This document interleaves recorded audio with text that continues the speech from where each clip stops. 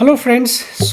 क्या आपने कभी जानने की कोशिश की है कि आपके गिटार में ये वाइट कलर की मार्किंग्स या डिज़ाइनर मार्किंग ये क्यों होती है, एंड स्पेशली गिटार के फ्रेटबोर्ड की एजेस पर। एजेस पे मींस फॉर एग्जांपल ये जो साइड पर ऊपर पे यहाँ पे दिख रहा होंगे आपको, राइट, 2 डॉट्स है और इसके पीछे ये अलग अलग 4 डॉट्स नज़र आएंगे आपको गिटार पे। एंड ये जनरली ऑलमोस्ट सभी गिटार्स पे होते हैं। एंड इसका सबसे बड़ा रीज़न, बिकॉज एजिस पे क्यों है, सामने तो ठीक है बट एजिस पे सबसे बड़ा रीज़न ये है बिकॉज जब हम गिटार प्ले करते हैं एंड हम राइट पोजीशन यूज़ करते हैं गिटार प्ले करने की, सो बिल्कुल स्ट्रेट हमारी बैक रहती है एंड हम इसको ऊपर से सीधा यहाँ पर एज पे ये मार्किंग देख सकते हैं और आइडेंटिफाई कर सकते हैं कि कौन सी फ्रेट कहाँ पर हो सकती है, राइट। अदरवाइज अगर हम यूं मुड़ के गर्दन मोड़ करके ये आगे कर देखेंगे, जो कि मैं भी देखता था जब मैंने गिटार प्ले करना शुरू किया था, सो मैं भी इसी तरह से देखता था। मुझे नहीं पता था कि ये एज पे भी मैं देख सकता हूँ कि मैं कौन सी फ्रेट प्ले कर रहा हूँ। सो ये थोड़ा सा प्रैक्टिस के साथ आता है। फर्स्ट टाइम तो आप भी ऐसे गर्दन मोड़ करके ही देखोगे, बट अगर आप ज़्यादा इस तरह से प्ले करोगे गिटार, आपके नेक पेन और बैक पेन की प्रॉब्लम हो सकती है।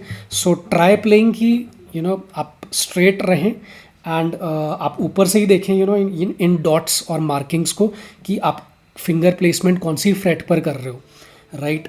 एंड दूसरी चीज़ आप देखोगे कि जैसे ये 3rd फ्रेट पर है फर्स्ट मार्किंग, फिर उसके बाद एक एक फ्रेट छोड़ करके मार्किंग है। जैसे 5th फ्रेट यहाँ पर आ गई, 5th 7th and 9th freight, right. 9th freight के बाद एकदम से आपकी 12th फ्रेट पे 2 मार्किंग्स है, राइट। यहाँ पर एक ही दिखा रहा है बट अगर आप इसके एज पे देखोगे तो ये 2 डॉट्स है।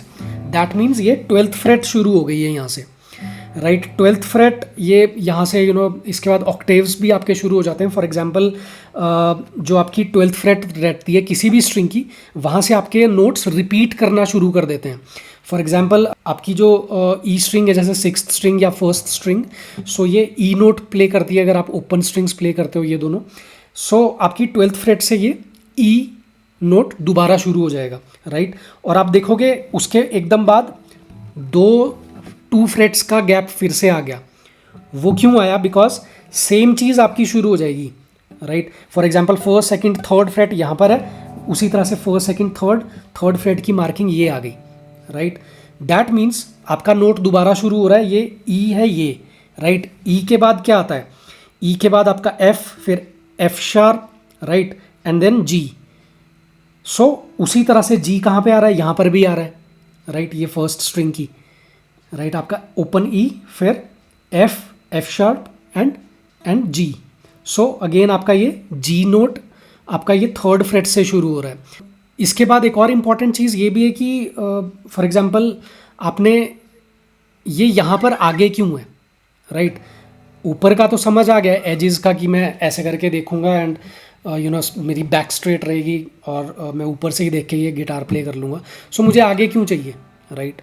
सो कुछ गिटार्स में आगे ये नहीं भी होता है, बट फॉर एग्जांपल जब आप किसी को गिटार सिखा रहे होते हो तो उस वक्त पे ये काफ़ी यूज़फुल रहता है। बिकॉज जैसे फॉर एग्जांपल आप बोलोगे कि let's play 10th freight, right, 10th freight of 2nd string, तो अब जो लर्नर है वो एकदम से आइडेंटिफाई कर लेगा कि ओके ये 9th फ्रेट है मेरी, क्योंकि ये जो 4th मार्किंग है ये 9th फ्रेट की है, उसके आगे वाली मेरी 10th फ्रेट है। और ये देख के भी पता लग रहा है ऑलरेडी, जो जिसको मैं सिखा रहा हूँ वो तो मेरे ऑपोजिट ही बैठा होगा, राइट।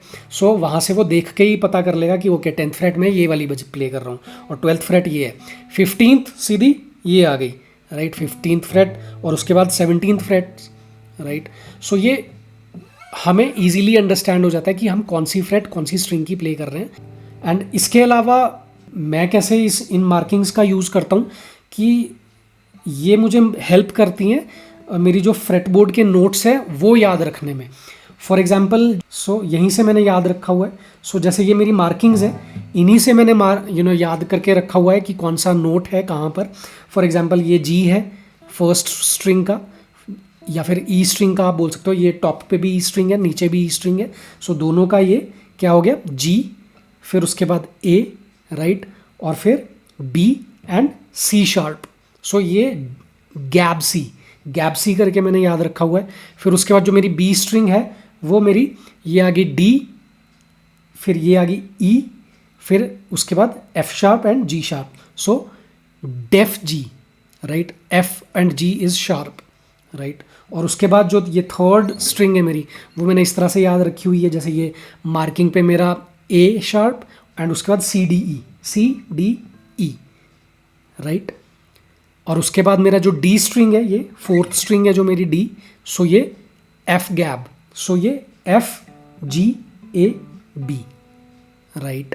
और उसी तरह से मेरी जो ए स्ट्रिंग है, ये फिफ्थ वाली, वो मेरा सी डेफ, मतलब C D E and F sharp.